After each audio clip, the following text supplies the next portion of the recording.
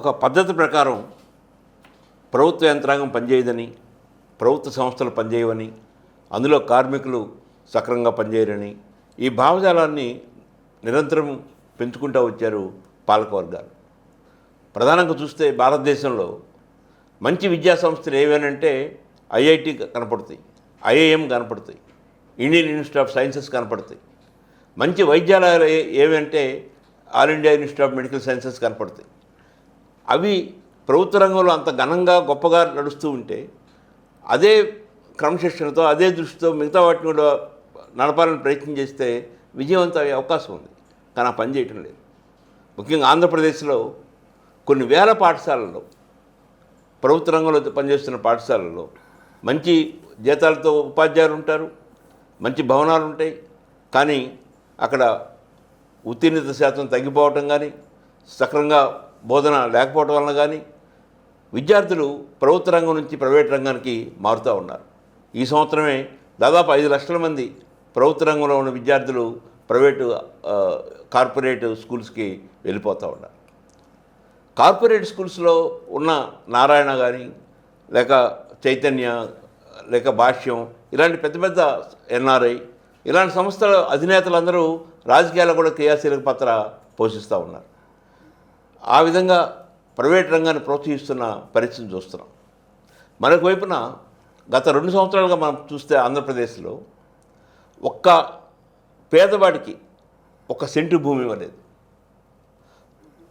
కొత్తగా ఒక్క పేదవాడికి కొత్తగా ఒక ఇల్లు కట్టి ఇవ్వలేదు. కానీ 99 పైసలకి కొన్ని వందల ఎకరాలు బడా పారిశ్రామికవేత్తలకి అభివృద్ధి పేరుతో ఇస్తున్నాం. మైనింగ్ ఒప్పజెపుతున్నాం, ఇసుక ఒప్పజెపుతున్నాం, మద్యం ఒప్పజెపుతున్నాం. రకరకాల మార్గాల్లో సహజ వనరులన్నింటినీ బడా కంపెనీలకు ఒప్పజెపుతూ అదే అభివృద్ధి చిహ్నంగా చూపెడుతున్న పరిస్థితి. ఇది ఇలాగే కొనసాగితే ఈ ఈ ప్రతిఫలం పొందిన పెద్ద పెద్ద కంపెనీలు, పెద్ద పెద్ద వ్యక్తులే ఎంపీలుగా, ఎమ్మెల్యేలుగా, మినిస్టర్లుగా మారిపోతే ఇక ప్రజాస్వామ్యం పూర్తిగా ధనస్వామ్యంగా మారే అవకాశం ఉంది. ఈ పరిస్థితికి అడ్డుకట్ట ఎలా వేయాలి? Something impossible. ఇవాళ కేంద్ర ప్రభుత్వం, రాష్ట్ర ప్రభుత్వాలు అన్నీ కూడా హోల్సేల్గా ప్రకృతిని ప్రైవేట్ పీపుల్కి అప్పచెప్పే కార్యక్రమంలో ఉన్నాయి. మీరు అన్నట్లు అది భూమి కావచ్చు, లేదా ఇసుక కావచ్చు, మరొక గనులు కావచ్చు, అన్నీ కూడా అదే. వాళ్ళ ఏ విధంగా తయారైపోయిందంటే మనం చూసాం. ఒక చిన్న ఉదంతం. గాలి జనార్దన్ రెడ్డి గారు బళ్ళారిలో ఎంత వివాదాస్పదమైన వ్యక్తిగా రాజశేఖర రెడ్డి గారు ముఖ్యమంత్రిగా ఉన్నప్పుడు అయ్యాడో అందరికీ తెలిసిన విషయమే. ఆయనకి శిక్ష కూడా పడిపోయింది. శిక్ష పడ్డ తర్వాత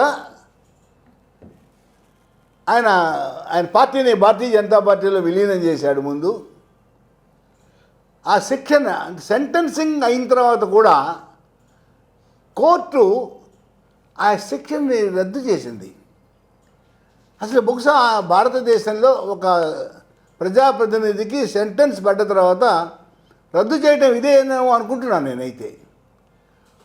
కారణం ఏమని చెప్పారు? ఆయన ప్రజాప్రతినిధి, ప్రజలకు సేవ చేయాలి కాబట్టి ఆయన సెంటెన్స్ని రద్దు చేస్తున్నామన్నారు. అంటే ఒక పారిశ్రామికవేత్త, ఒక డబ్బున్న వ్యక్తి ఏ విధంగా ఆయన కూడా వ్యవస్థలని తన నియంత్రణలోకి తెచ్చుకోగలుగుతున్నాడు అంటే ఇదే కారణం, ఇదే ఉదంతం. ఇది ఎలా సాధ్యమైంది?